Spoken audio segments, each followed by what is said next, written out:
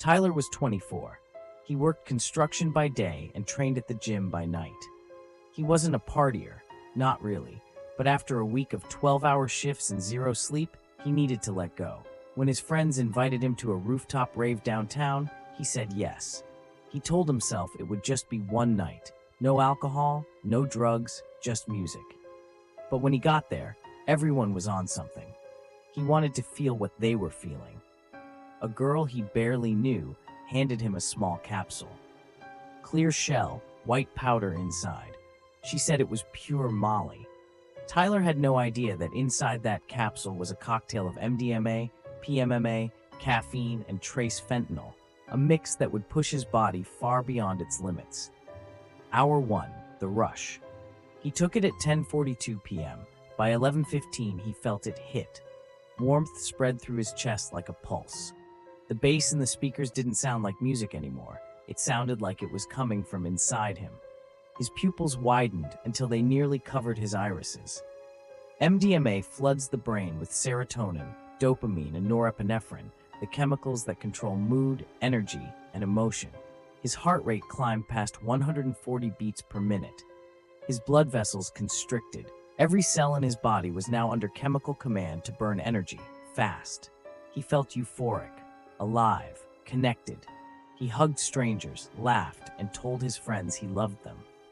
But inside, his body was entering a state called sympathomimetic overdrive, an artificial panic mode that drives blood pressure, temperature, and heart activity to dangerous extremes.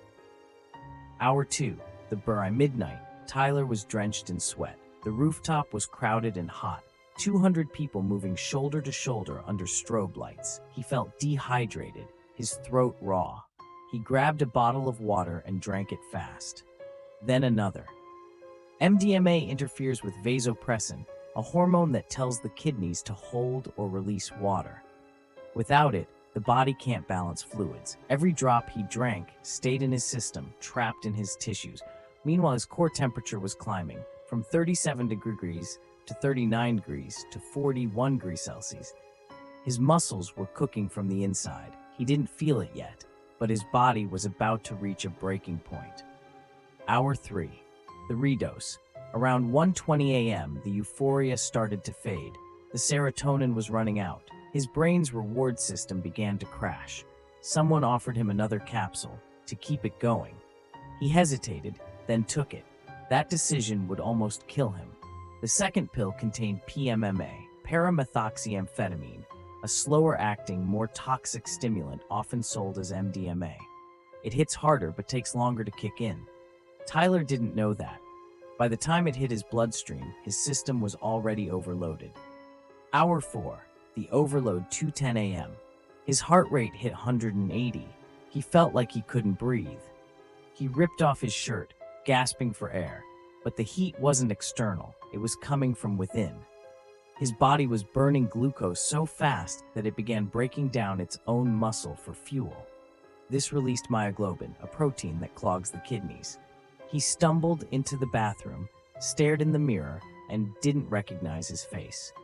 His pupils were enormous. His skin was flushed bright red. He turned on the sink to splash water on his face. But when he looked down, his hands were trembling uncontrollably. He tried to scream, but all that came out was a choking sound. Then he collapsed. Hour 5, the collapse. Security footage shows Tyler hitting the floor at 2:23 a.m. His friends thought he fainted.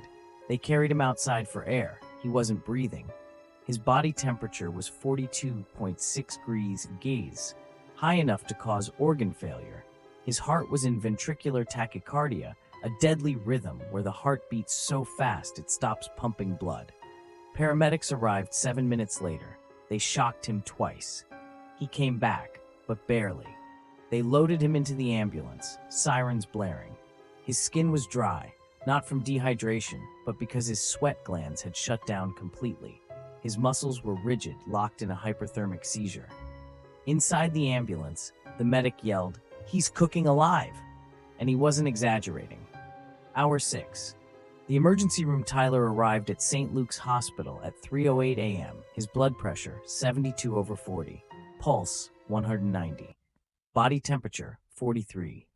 The doctors moved fast, cooling blankets, IV saline, benzodiazepines to stop the tremors, dantrolene to relax his muscles. But his organs were already failing. Blood tests showed massive rhabdomyolysis, muscle tissue breakdown flooding his blood with toxins. His AST and ALT, markers of liver damage, were 5,000 and climbing. His creatinine kinase, which should be under 200, was over 30,000. The ER team started ice lavage, literally pumping cold saline into his stomach and bladder to drop his core temperature. It worked for a while, but as his temperature fell, his blood pressure dropped even more. His body was out of balance, every system fighting to stay alive. Hour 10, the ICU. By 7 a.m., Tyler was on a ventilator. He wasn't breathing on his own. His kidneys had failed. His liver was shutting down. His blood had become acidic from lactic acidosis, a byproduct of tissue dying without oxygen. Doctors hooked him up to hemodialysis, artificial blood filtration, to remove toxins.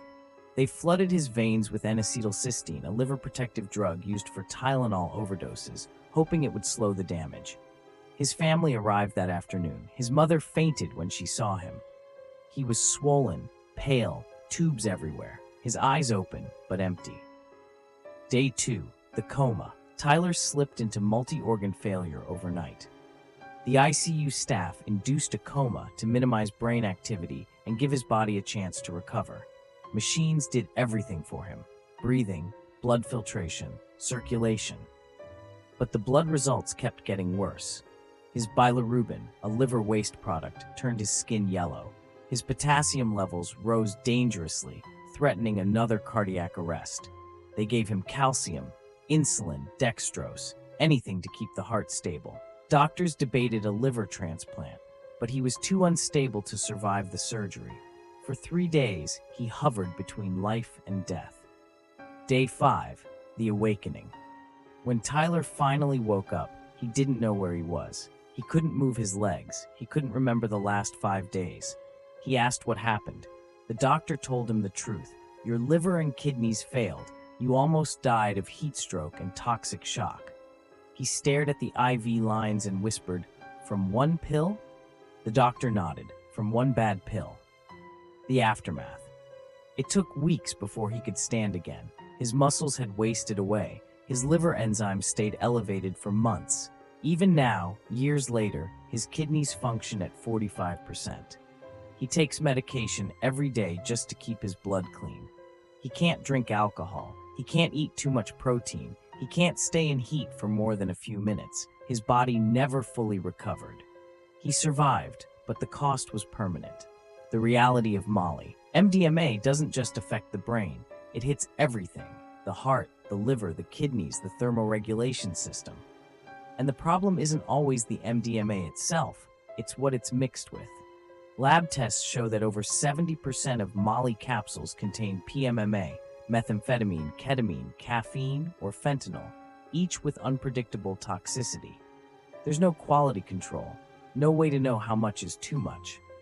Even a single capsule can cause serotonin syndrome, hyperthermia, cardiac arrest, or hyponatremia. Tyler's case is used today in toxicology lectures. The lesson isn't just that drugs kill, it's that sometimes the body doesn't die all at once.